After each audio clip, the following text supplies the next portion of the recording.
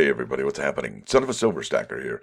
In today's numismatic news and information for the first day of February 2022, I'd like to welcome you over to JM Bullion so we can look at the live spot prices.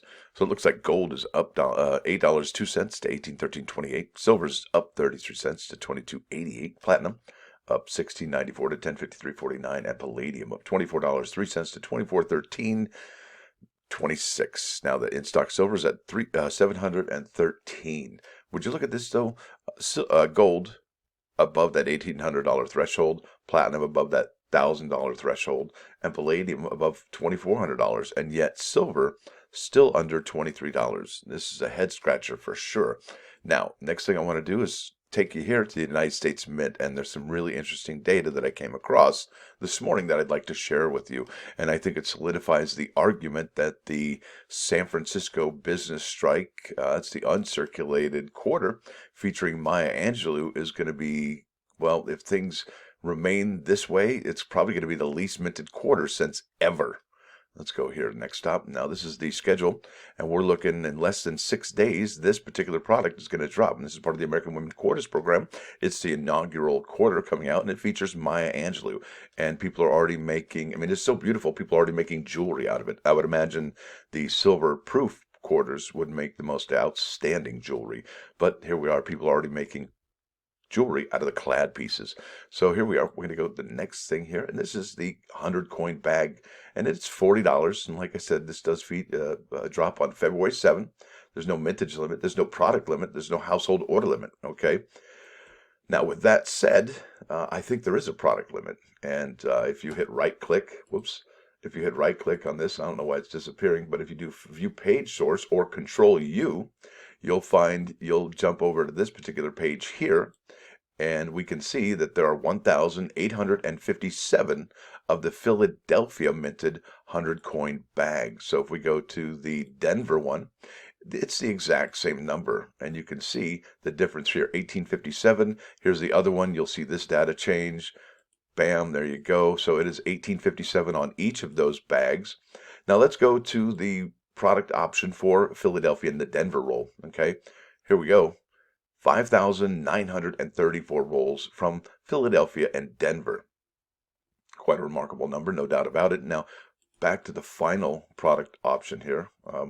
It is the 3-roll set, and that is featuring the San Francisco roll. And I think that's going to be the most highly coveted quarter in maybe modern coin history if these mintages remain this way, because check this out.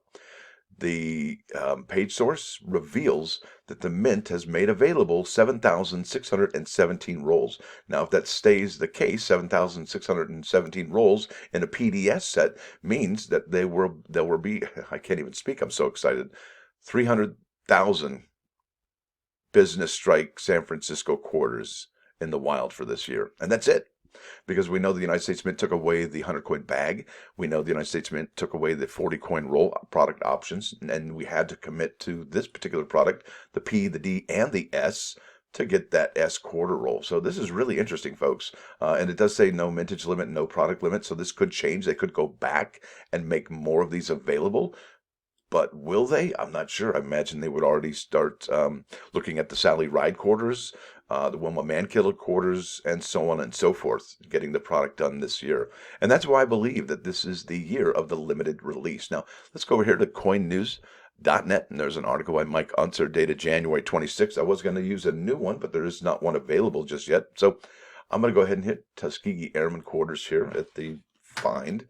There we go. So the 3-roll set for the Tuskegee Airmen quarters was at 6,742.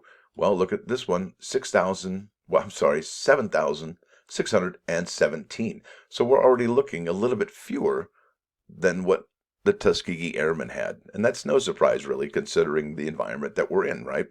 Like I said, no 100 coin bag from San Francisco, no 40 coin roll from San Francisco. And that really just makes you do the math on the 7,000 times the 40 quarters. And look, I went to Wikipedia and I looked up the Washington quarter mintage figures. I think the closest one I found to this particular quarter mintage for the San Francisco business strike is the 1932 Denver and the 1932 San Francisco. and seeing how we're at what, 304,680. That's clearly a lot lower than what these have here. So I kept looking, and I'm like, okay, well, the proofs are pretty low, but this is a business strike, so couldn't find any here that wasn't a proof. So I kept looking for a business strike. So I went over to the 50-state quarter mintage figures. Couldn't find anything there. I mean, yeah, there's the proof and the silver proof, but those are just off the charts as well. Way more than the regular, well, the Washington quarters with the bird on the back. Now, went over here to the America the Beautiful quarter mintage. This is where the San Francisco business strikes start with El Yunque in 2012. And going through these particular mintages for that item, the San Francisco business strike, and there it is. That's the first appearance it makes, 1.6 million, and 1.3 million, 1.4 million, and so on and so forth. Again, 1.4. Here we go in 2013, 1.6, 1.4, and I think it gets a little bit lower there, 1.3, 1.4. I mean, these are mintages clearly a million above what we're going to be seeing, I believe, for this Maya Angelou American Women quarters for the San Francisco business strike, and the West Point quarters, they don't even compare to this either, because that had a strike of 2 million for each. So 2 million compared to 310,000, right? Doesn't even compare.